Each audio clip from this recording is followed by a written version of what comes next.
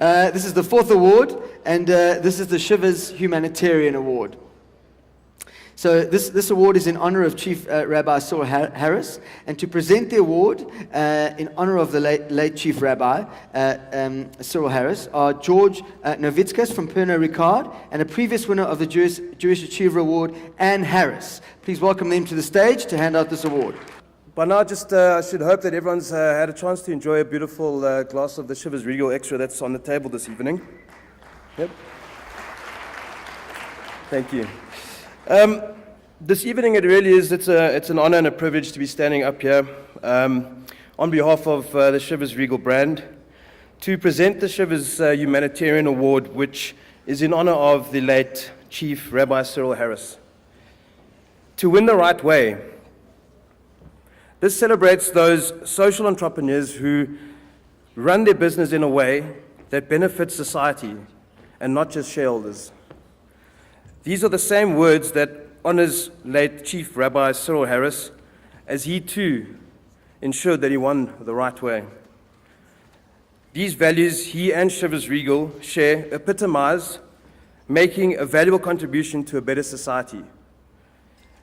And finally, I'd like to leave you with a saying that was told to me once by a very successful entrepreneur, is real success is not measured by a man's wealth alone, but by how many lives he enriches.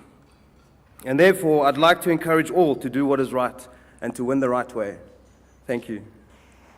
I think you know who the winner of tonight's Humanitarian Award is, and I have to say that I'm absolutely delighted with the judge's choice of George Bizos.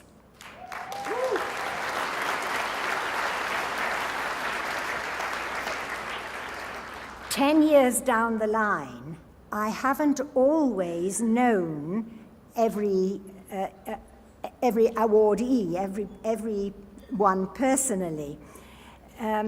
So this year, not only do I know the honoree concerned, but I know that tonight, late Rabbi Cyril, probably together with Bertie, are sitting on a cloud, each with a glass of our sponsor's special scotch, and they're raising a toast to George and saying, "This time you've really got it right."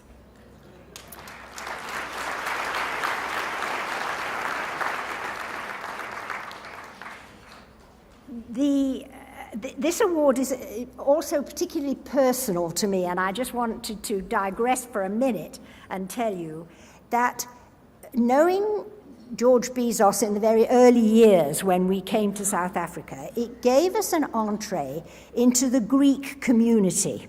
Now, I don't know whether you have ever been to a function which is organized by the Greek community for the Greek community, but I can tell you that without knowing one word of what is going on linguistically, Jewish people can identify so much with the dynamics of the old and the young and the fundraising that you know absolutely what is happening. A completely twin community with ours, and it's quite fascinating. So that's it. Why have they chosen George Bizos for the Humanitarian Award? You know, we all think of ourselves as humanitarian. We all know how it should be done, how we should treat others. Even yesterday, our reading in the synagogue reminds us of two of the props of humanity. One, equality before the law, and another, caring for the less fortunate people outside our community.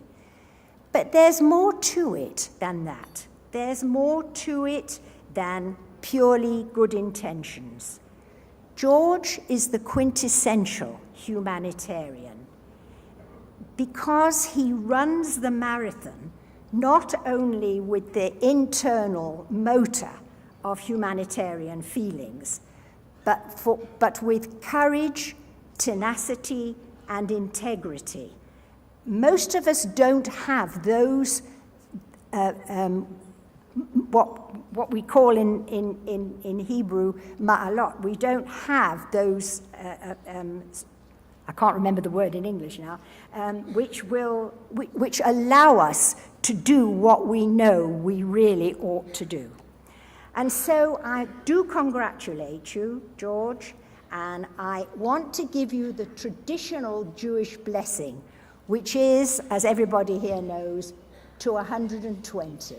May you live to 120, not just for the sake of it, but with the strength and fortitude and in health and ability to continue the outstanding contribution that you have made to South African society.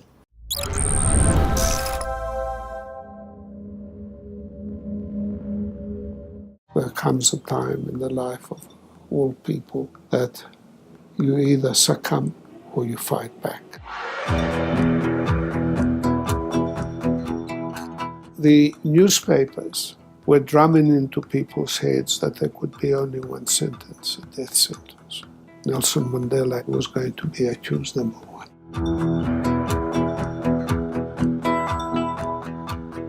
I said to him, Nelson, this business that you are prepared to die, you will be accused of challenging the authority. I said, just put the words, if needs be, before the words, I am prepared to die. He said, I'm prepared to settle for that. And they were not sentenced to death. At age 13, when he and his father rescued some trapped New Zealand servicemen from one of the Greek islands that was under occupation from the Nazis. And George and his father bravely undertook that rescue, completely voluntary. George rightly is regarded as Mr. Human Rights South Africa. And that's a reputation that he has, not only domestically, but internationally. I am called the human rights icon. I have done innumerable cases in defending people during the apartheid era. George is a very humane man. He judges people individually and on their individual merit. George has great forensic, legal, technical knowledge, but he applies it and has done so throughout his career with great wisdom in the best interests of his clients. And I think that to stand up heroically to your enemies is great. To stand up to your friends on a matter of principle and reason is, I think, even a greater achievement. And that is what George did in recent times. George was the conscience of the nation. He wanted the right thing to be done for the right cause at the right time. George is well known. He's become an icon in South Africa because of his humanitarian work. And this is evidenced by him joining the LRC, the Legal Resources Centre, when he retired. And he has always had the man in the street and the ordinary person in mind, in spite of being the person who dealt with cases of very high-profile people. Not only rich people are entitled to be represented by good lawyers. Good lawyers should be available to poor people whose rights are trampled upon. I think the Rivonia trial in the 60s was probably the most important, because the idea of putting people to death was on the forefront of the prosecution's mind. We managed, due to the behavior of Mr. Mandela, Mr. Sisulu, Mr. Mbeki Senior, and others, to avoid the death sentence. But George didn't only represent them in the legal sense. George looked after the personal affairs. George interacted with the family of the imprisoned accused, including when they were on Robben Island. George looked after them, looked after their affairs, and I can tell you something that really was very meaningful to me was when Mr. Mandela one day described the role of George and Bram Fischer and Arthur Chaskelson, and Mr. Mandela said they weren't only legal counsel, they were friends. We felt friendship from them in an otherwise hostile environment. And so much did George and his fellow counsel protect the interests of their clients that when Mr. Mandela did his will, he appointed George as his executor, and George has been involved now in the winding up of Mr. Mandela's estate. Later years, whenever we invited him to dinner, whenever he came over, he came with a huge bowl of salad because the most important hobby in his life was his vegetable garden. Well, Jules and I have known George for so many years, and to me, he's the most lovable person. And everyone knows, including George, that he can, when he starts talking, he never stops. But it's still a delight to listen to him. That I have led a life well lived. I think that such contribution as I may have made to democracy being established in the country is a satisfactory state of affairs in my mind. The Chivas Humanitarian Award, in honor of Chief Rabbi Cyril Harris, is the one award presented tonight to either a member of the Jewish community or the broader community. We are proud to present this award to Advocate George Bizos.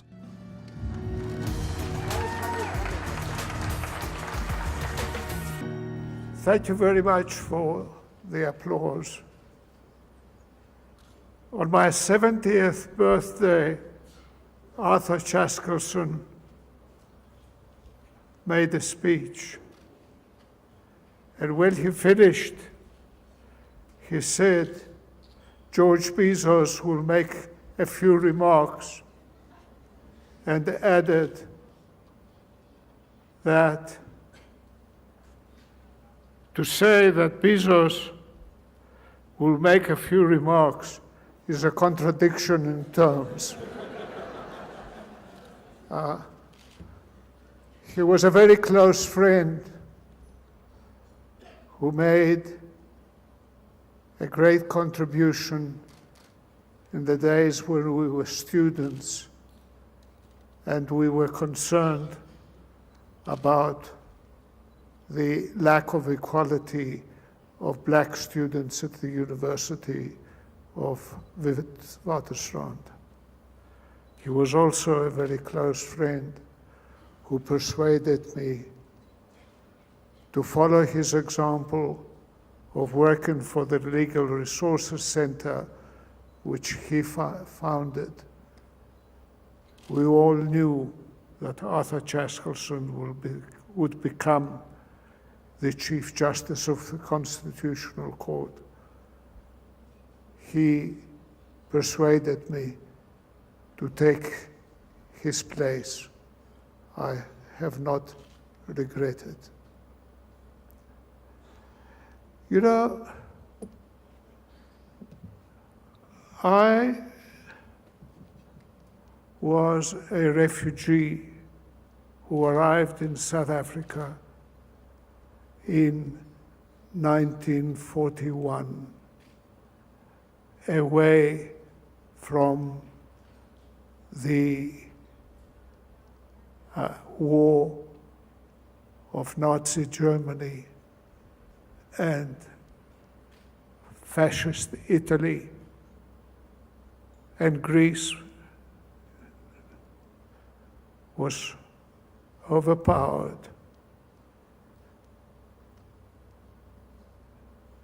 8,500 Allied soldiers were trapped in Greece in the provincial capital, Kalamata, of the province that I lived in, with my father, my mother, my grandparents, 2 brothers, and a sister. It was my father's regret that, having been elected in 1934 as mayor of the village,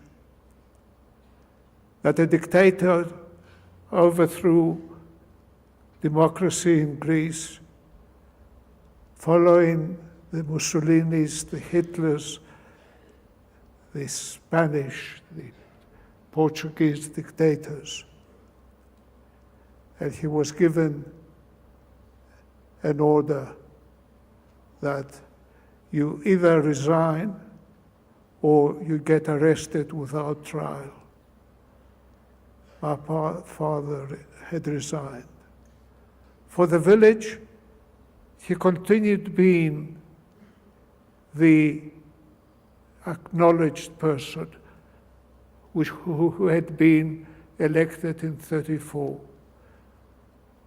Even in 1941, when the Germans and the Italians occupied the place. A shepherd came to my father to tell him that at midday, when he took his flock to the watering place, there were obviously men hiding there, and they would go and seek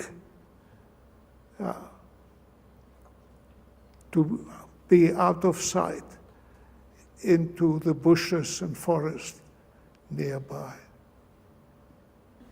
My father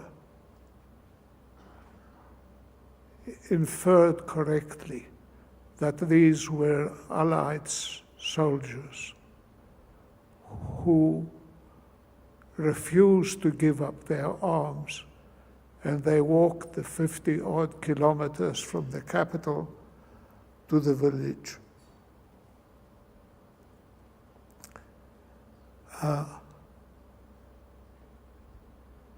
My father took me with him, inferring that they must be Allied soldiers. He packed a bag of food, cigarettes, other requirements, and told me to accompany him because they must be Allied soldiers, and they may be afraid that they may be betrayed, but not by a father of a child that brought his child with him. I discovered a letter when I visited New Zealand. A letter written in English by an American Greek who had come back to the village and had been trapped. Briefly, written in English for the benefit of New Zealanders, a promise that a boat would be made available for us to leave mainland Greece and go to Crete, which was thought to be out of the reach of the fascists and the Nazis, without knowing that as my father was preparing to go to Crete, Crete was busy falling to the Germans and the Italians. We set off, and as we were to be spending the third night on a small boat, we saw on the horizon no less than 18 warships. One of them cut out of the convoy through the rope ladder. The English sailors were delighted to see New Zealand people being taken out of Nazi-occupied Greece. They took us away, up. They told us we couldn't go to Crete, and they would take us to Alexandria. Rommel was 50 miles outside Cairo. It was thought that refugees with children should go away from Egypt, and we were brought in a very big ship, the Ile-de-France, together with Italian prisoners and some ill people, and 145 Greek refugees. We got to Durban. We came to Johannesburg. My father was given a job in the munitions factory. I spent 3 days at Pretoria Boys School, and my father was told through an interpreter that I couldn't speak a word of English. This was not a school for me.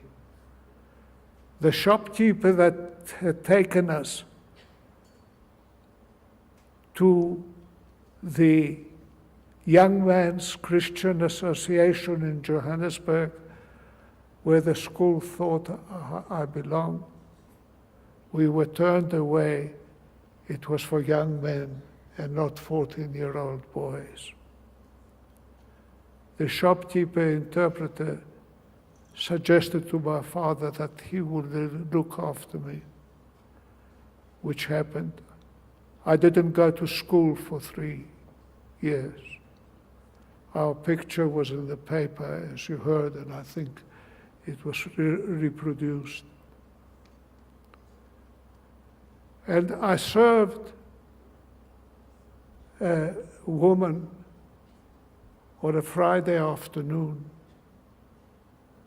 who looked at me and looked at me again and said, "Are you the boy whose picture was in the newspaper?" I said, "Yes, it is." "What school do you go to?" "I don't go to school." "What?" "I am a teacher at Malvern Junior High. I will be here on Monday morning at 7:30. Make sure that he is properly dressed and that you buy him a school uniform. My name is Cecilia Feinstein, and I am going to take responsibility for his education," which she did. Remember the name? Cecilia Feinstein. She became engaged to be married after I passed Standard 6 and Standard 7. And she told me that she had arranged with Frida Greenberg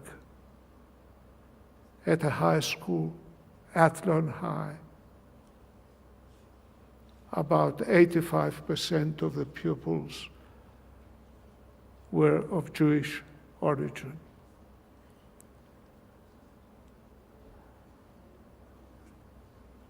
Frida Greenberg took over. Very special attention. She told me that I wrote or tried to write essays about my experiences which were interesting, but I couldn't spell half the words that I tried to write. So she presented me with a dictionary and told me never to write a word down until I checked that it was correctly spelled. I matriculated, and I went to Wits, where I met Arthur Chaskelson, Joe Slover, half a dozen other leading students, particularly members of the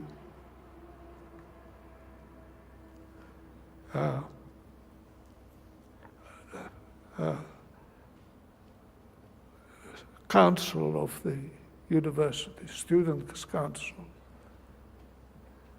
And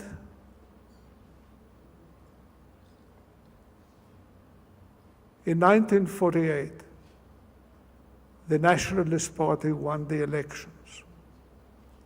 A member of parliament asked Prime Minister Malan what was going on at this University of the Witwatersrand, where black and white sat next to one another.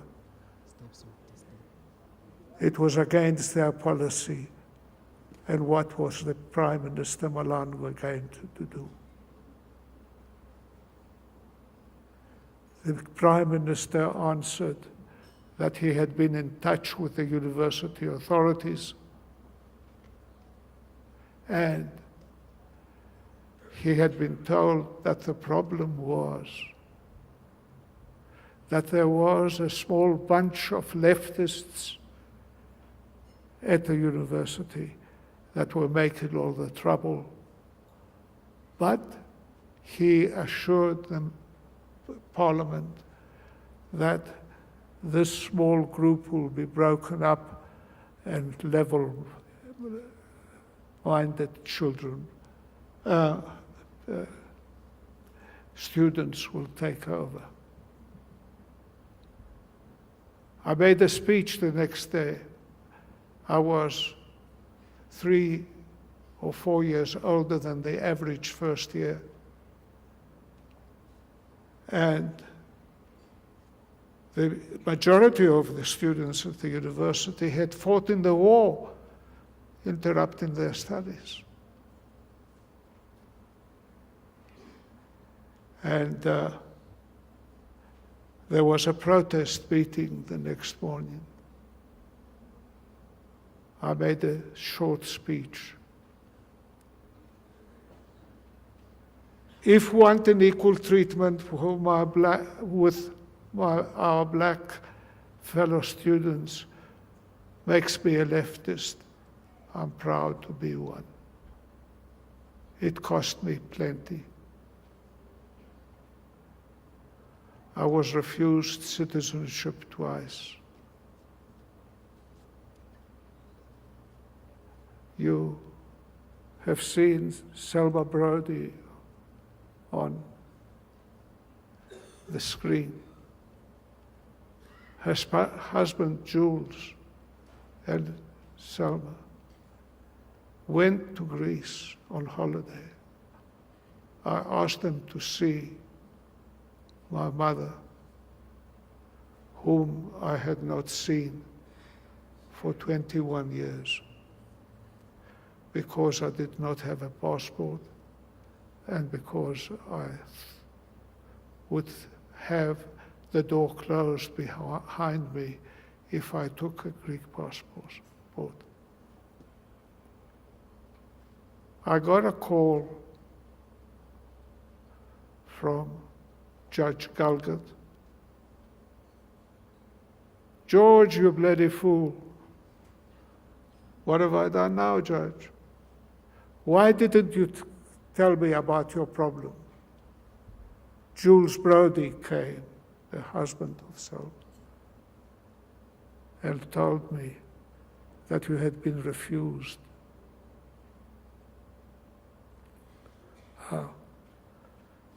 citizenship.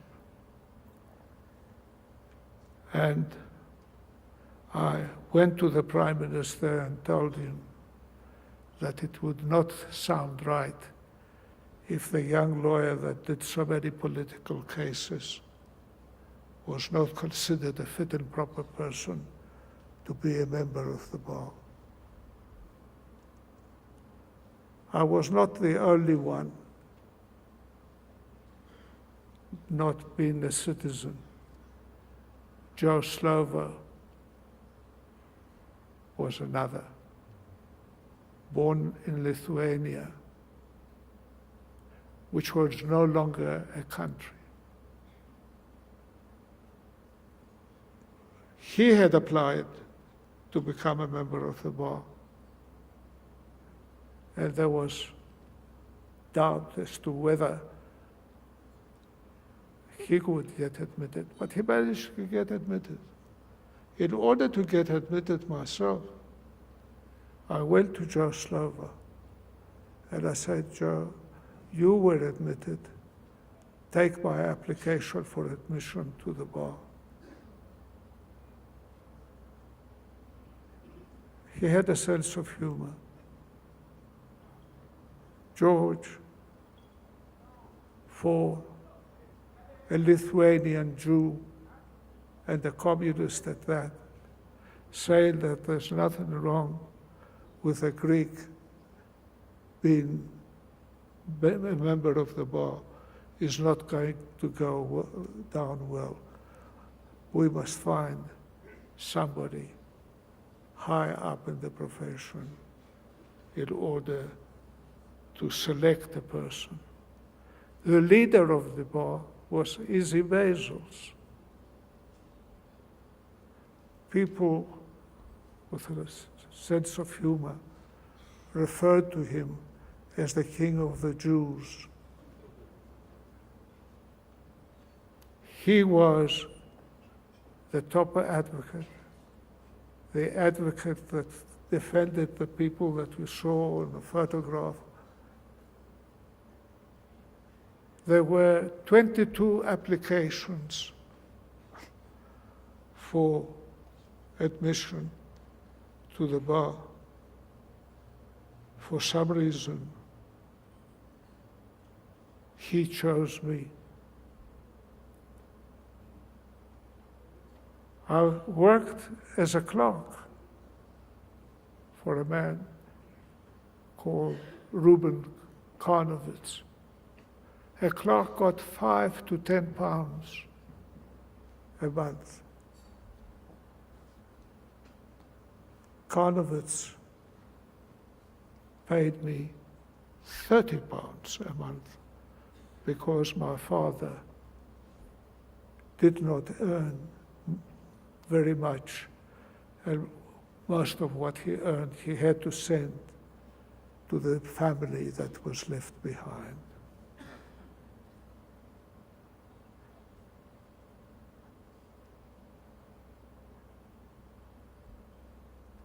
It was, or I'll ask the question, was it an accident that I would not have become a lawyer if my life had not been changed by the predominantly Jewish professional people whose path I crossed. I told you all this because I earned a little Yiddish. Jews, people who have tremendous Rahmanis. I want to thank all of you for giving me this award. I appreciate it very much. And had it not been for Cecilia Feinstein, Frida Greenberg, Arthur Chaskelson, Joel Joffrey, and I can give you another dozen names who actually helped me to become what others say about me in praise of my contribution to human rights. Thank you very much for listening to me.